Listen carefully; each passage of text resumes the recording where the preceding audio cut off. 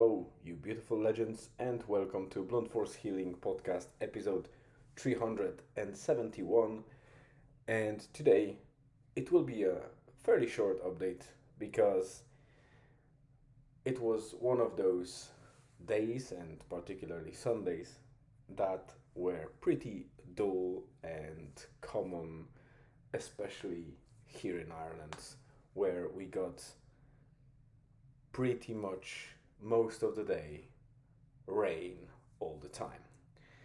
The only thing that we managed to do with Julian and Elizabeth was to go to Letterkenny and use the opportunity of a miserable day to get a couple of things done and bought for our departure on Tuesday. So, for those of you that are new to the blog and podcast and the journal and what is happening at the moment, is basically we live in Ireland, obviously, and we needed particular help, I would say, or service from the healthcare system that cannot be done in a short period of time. It is necessary. It's pretty much like an emergency for my wife. Of course, it's not life threatening, to make it clear, but it makes life very hard to live. And if not properly treated, it it might cause a lot of problems. So we asked for or visited a necessary specialist or consultant. The lady was helpful at first on the first visit, and she addressed my wife's problem almost immediately, which was a very promising thing. Elizabeth had pretty, I would say, smooth life for the next couple of months. Of course, she felt slightly the symptoms uh, inside of her, but they were not causing her a hassle and making her life, difficult, and were obviously not visible externally. But recently, there is an onset of the symptoms, and it gradually started going very difficult to manage. And when we reached out to the same doctor for help, for some reason, we didn't receive that. Or, in particular, my wife didn't receive what we were expecting to receive. Instead, it seems like the doctor is puzzled more than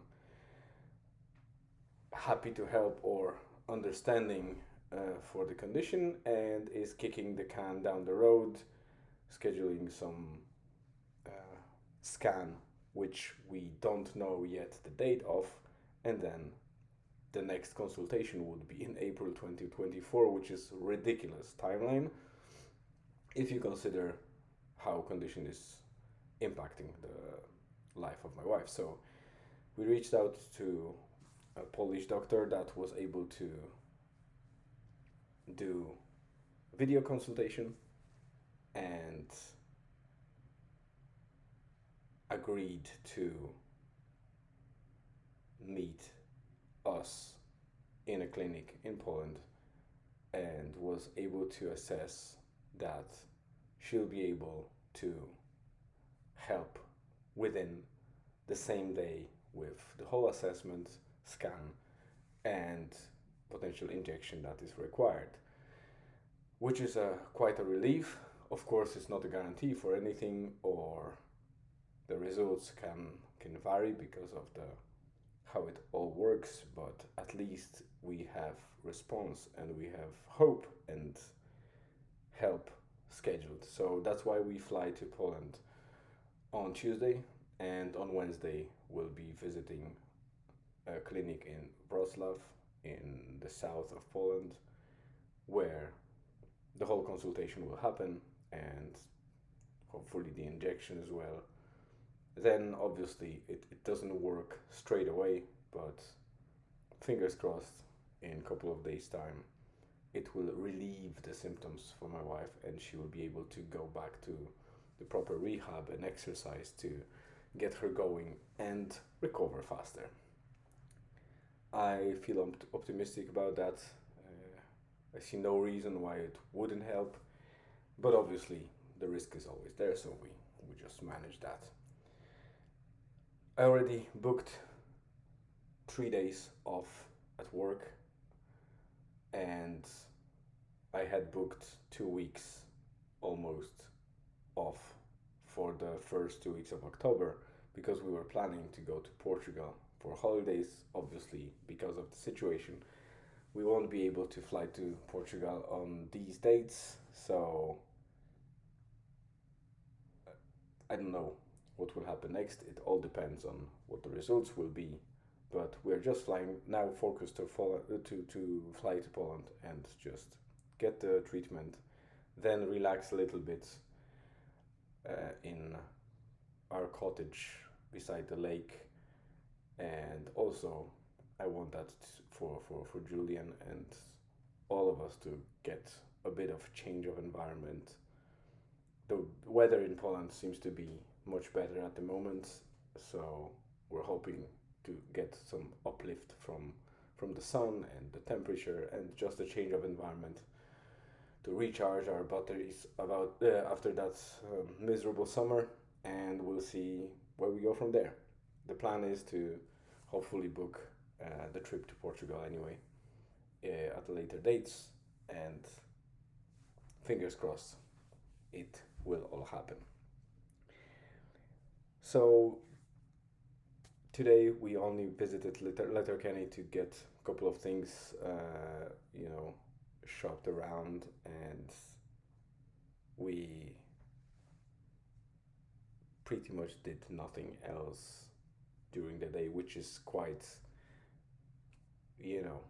depressing sometimes. But in this situation, it was good because, to be honest, I sometimes need also to rest a bit and not stand in the kitchen for half a day and then do other things like work. So it was nice to not be overloaded this Sunday.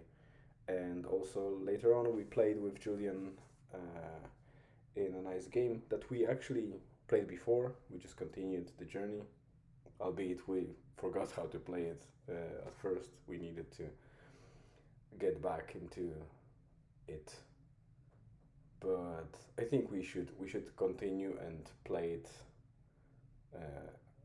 until we finish. It's a very nice game. I think it's a lovely storyline, and also a type of cooperative game where you can play both at the same time and cooperate and do a lot of stuff, where the characters have different skill sets sometimes, and they complement each other to get to the final goal, which is a pleasant type of game. We play different games. Sometimes we play racing games, sometimes something else. But while the other games are pretty competitive, in this situation it's all about cooperation, which is, I think, is very important in games, and to switch in between those to get that feel. And it's family friendly, to be honest. So it's a very nice games, very nice games and game. Jesus Christ, how many mistakes in just 2 seconds. Yeah, the game is called It Takes Two, and it's on PS4. I'm not sure if it's on any other platforms, but you can look it up and see if you can find it for whatever system you have, if you do have one. In the meantime, I'll wrap up now. It's already almost 10 minutes, so it's a perfect moment to close it off.